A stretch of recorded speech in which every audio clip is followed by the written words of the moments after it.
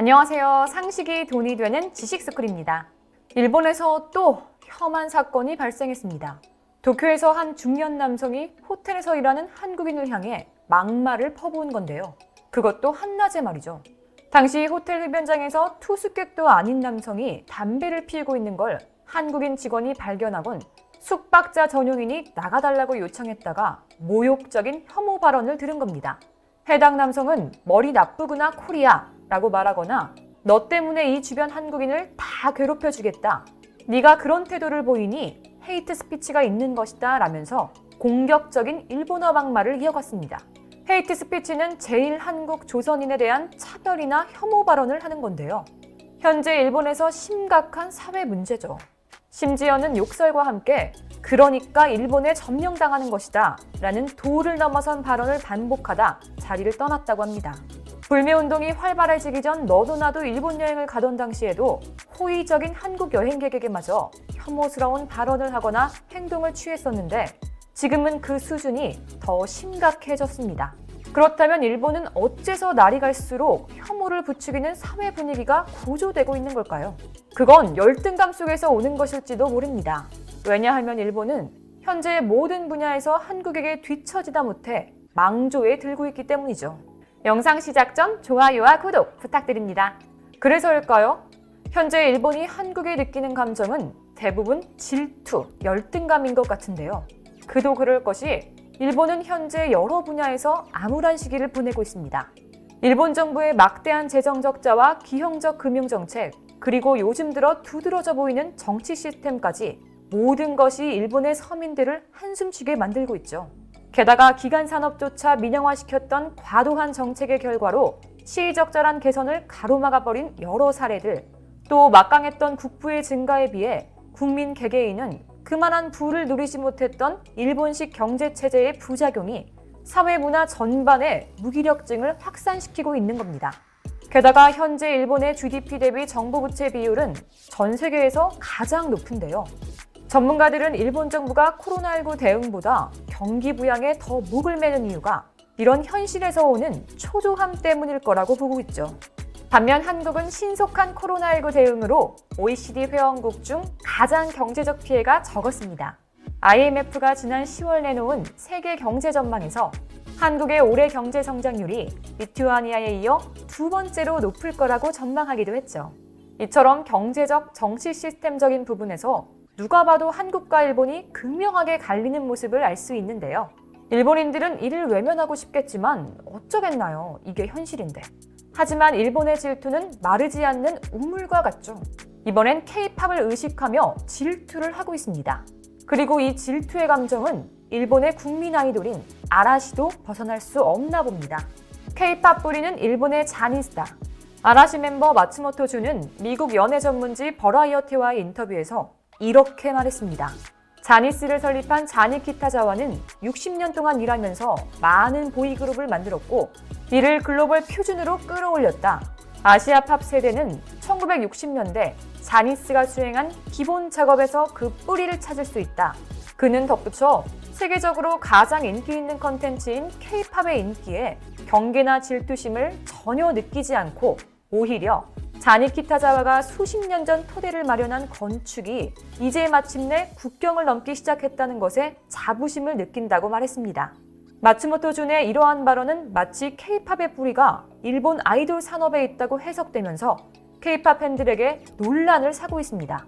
아라시는 이전부터 K-팝에 대해 자주 언급해 왔었습니다.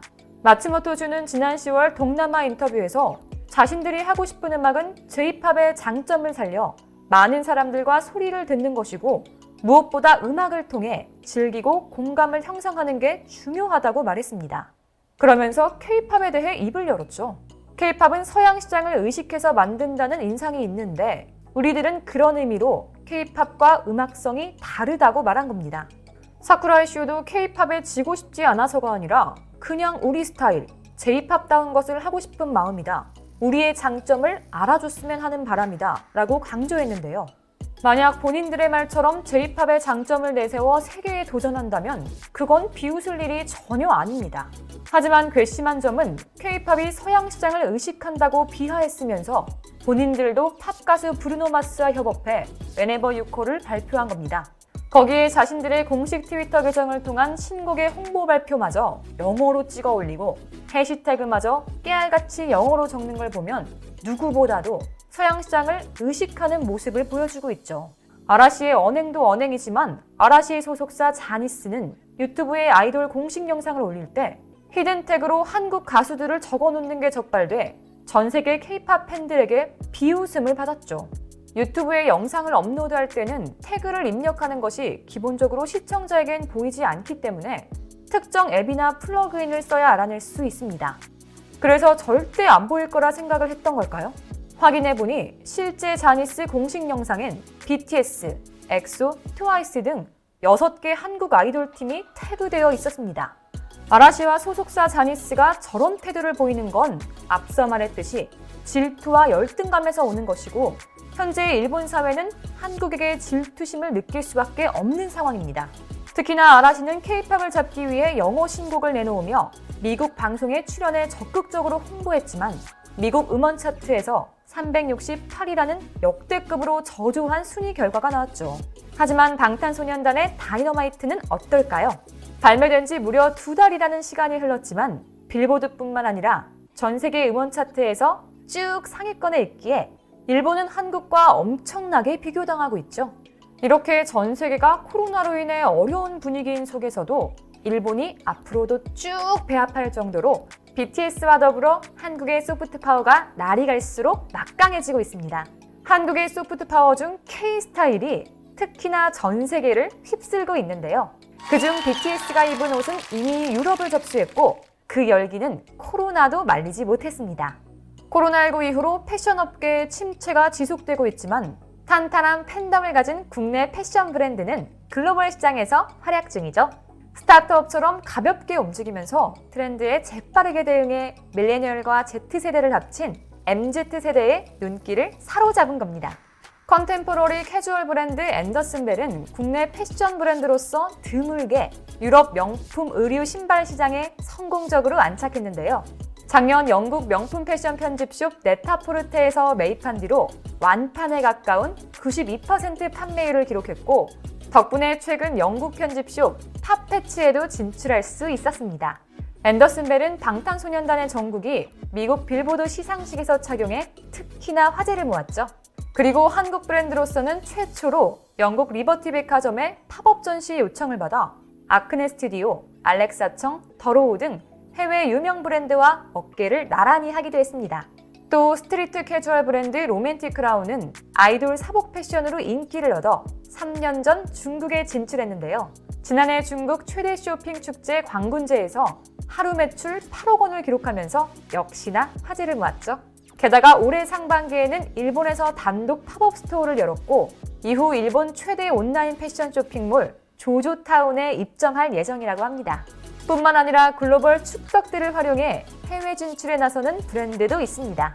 기업의 스포츠 마케팅을 컨설팅해주는 스타트업인 왁티가 스포츠 분야 스타트업 중 역대 최대 투자액인 약 220억 원을 유치해 지난해 축구 패션 브랜드 골스튜디오를 런칭했죠.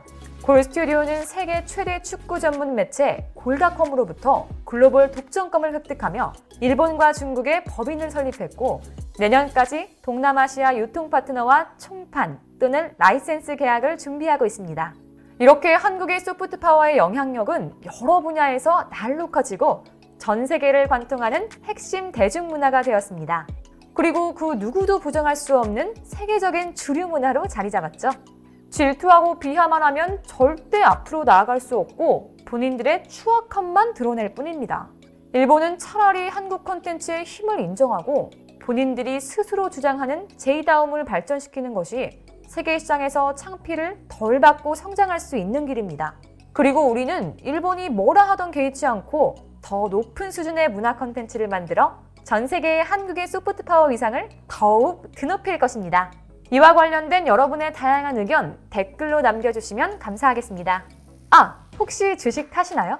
소프트파워 관련 급등 종목이 알고 싶으시다면 오른쪽 버튼을 클릭해주세요. 안녕!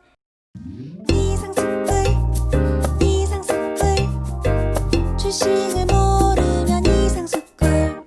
주식 모르니 이상스쿨.